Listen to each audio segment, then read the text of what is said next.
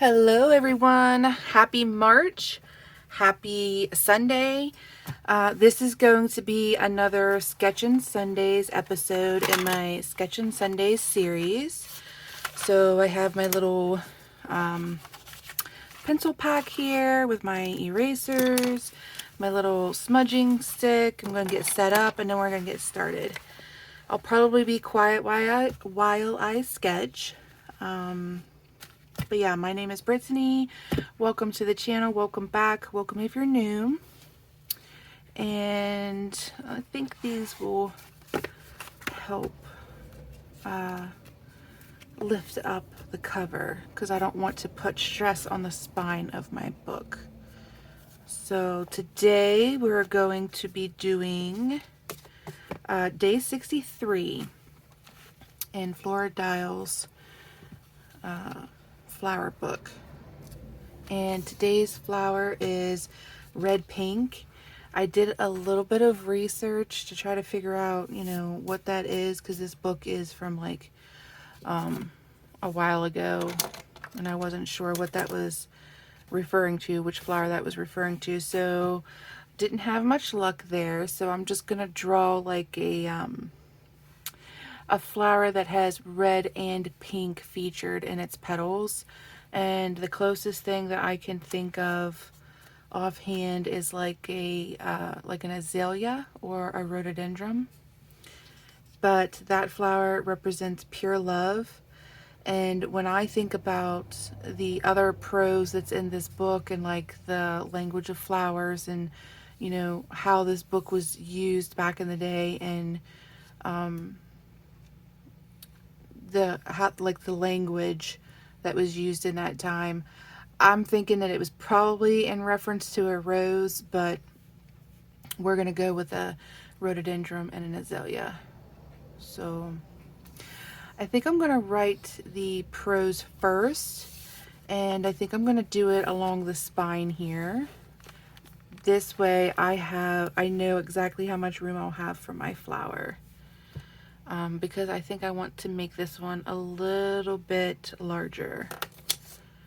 So again, like usual, I'm just going to use my Graph Gear 500 mechanical pencil and write that in.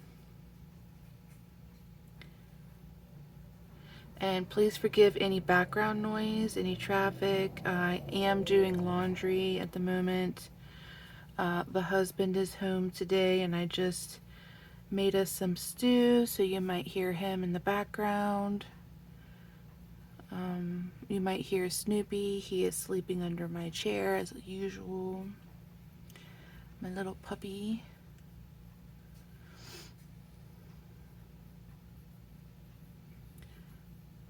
And I'll be quiet while I write and draw for you today.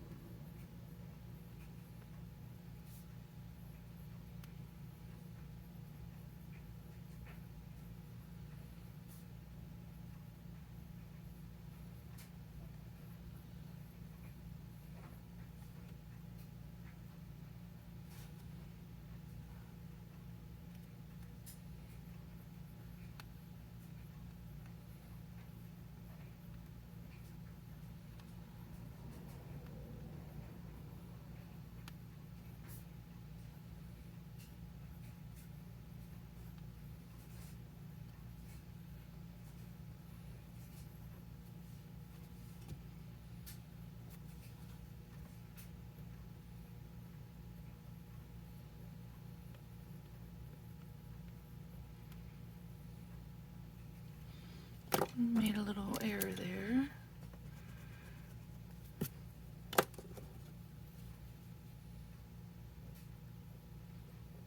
Here we go.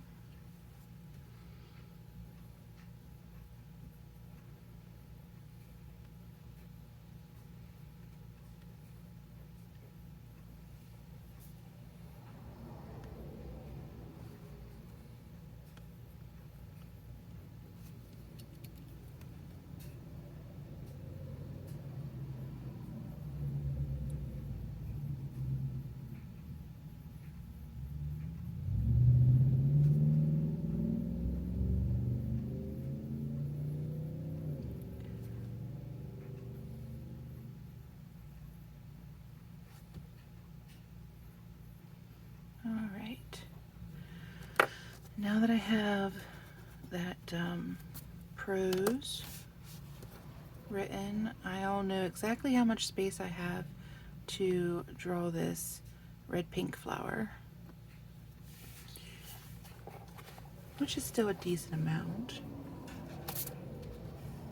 I'm just going to go in with the Kimberly HB. I have it very newly sharpened, and I might go back and forth between it and this Helix Oxford 2B, which I also sharpened before I started. I'm not sure if I'll get into the Faber-Castells today, but we'll see.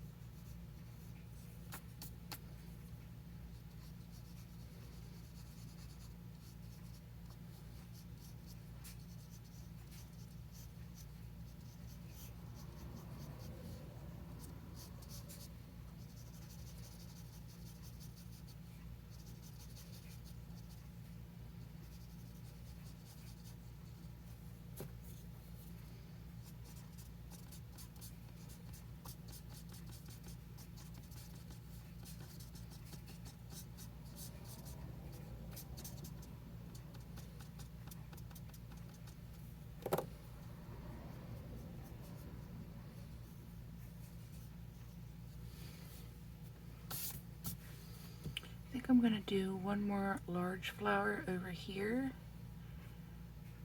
I'm just thinking about how I want to tie it in stem-wise.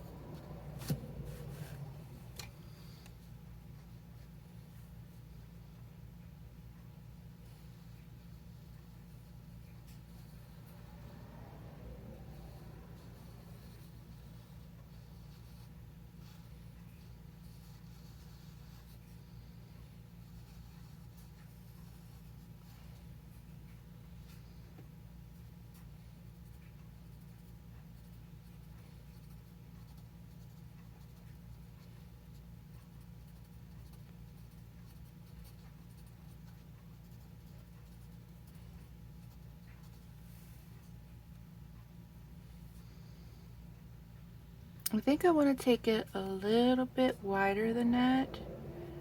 So I'm just gonna like fan a couple jaggedy petals up at the top. Azaleas and rhododendrons, depending on the age of the plant, their blossoms can get really large.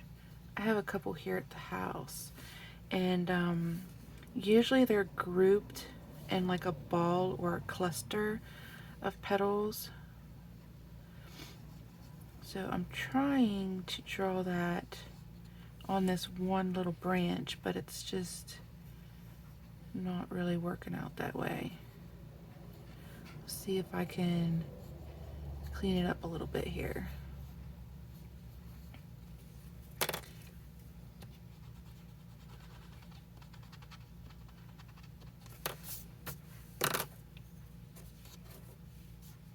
The petals usually are kind of jaggedy also, kind of like they look torn or ripped.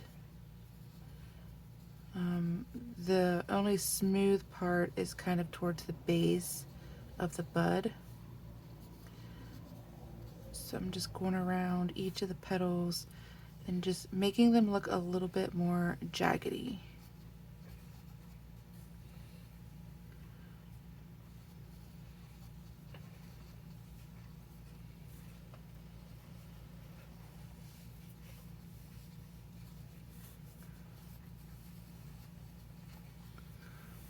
All right.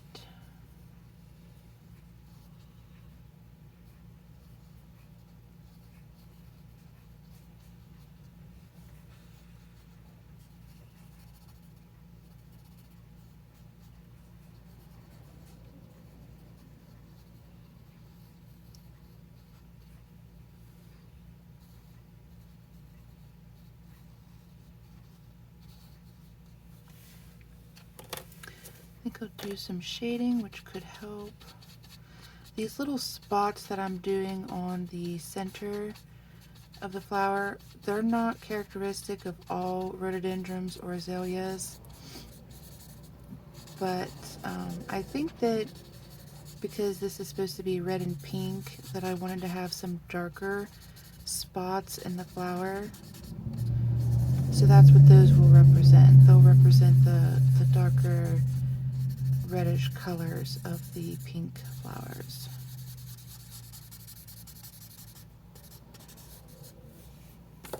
And then I'm just going to use my graph gear and go in and do some extra sketch marks over my previous ones to kind of highlight them here and there, make them darker and easier to see. Maybe. My pencil wants to work.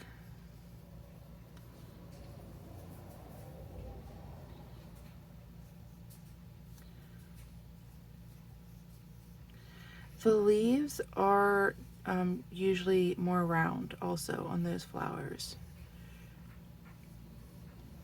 So I'm not going to do any feathering at the tips.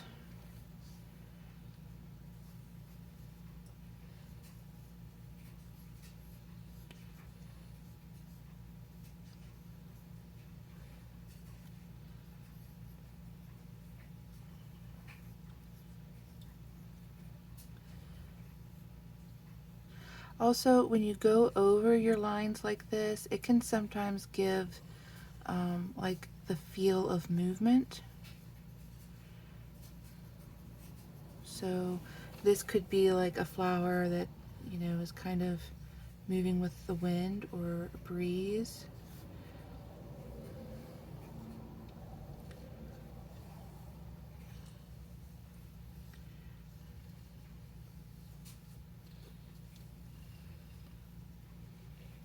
Just darken up some of those spots on this one.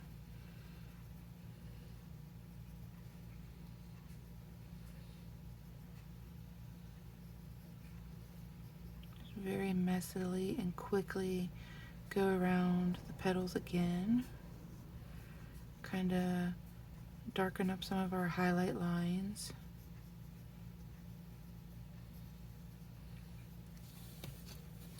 And then I need to give this flower some lines like I did the other ones.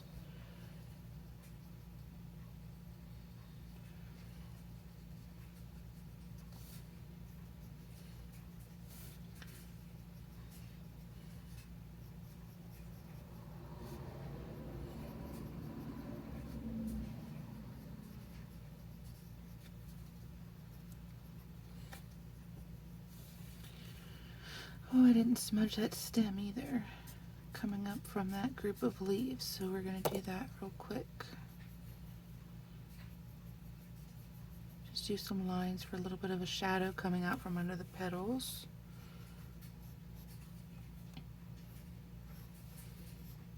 And just reinforce those leaves. I want the center of the leaves to be really dark, so I'm going to go back over that. This part of the leaf I'm keeping light because I drew it so that it appears like it's turning up on itself. And then let's do those lines real quick. Just a couple here and there.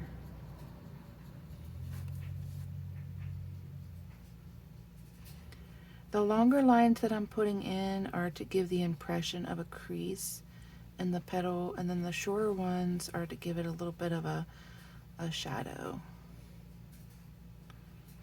So the longer lines will hopefully give the appearance of a fold in the petal. That's what I'm going for anyways.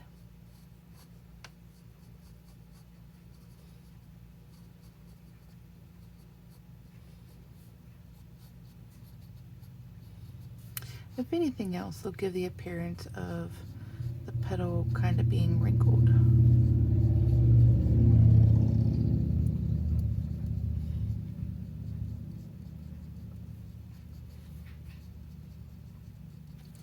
Alright, and then I'm just going to go over very lightly with my smudging stick or stump and soften those lines up.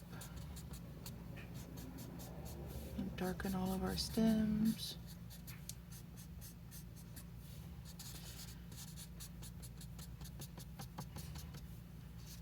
And then I will clean it up with my eraser pencil.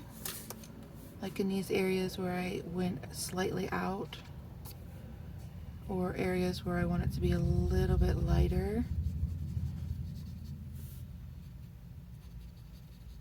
you can just very lightly go over with your eraser and just kind of pick up some of that graphite.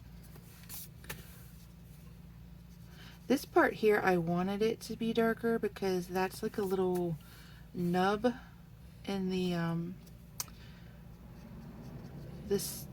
branch, kind of like the start of a new bud coming. So I wanted that to be darker.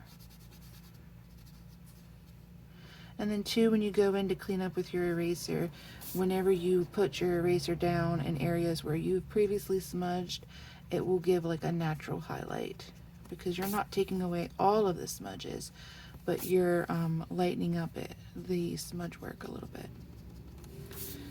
At least that's my impression of it. Okay, not too bad. Could keep working on it, but I think I'm going to leave it there.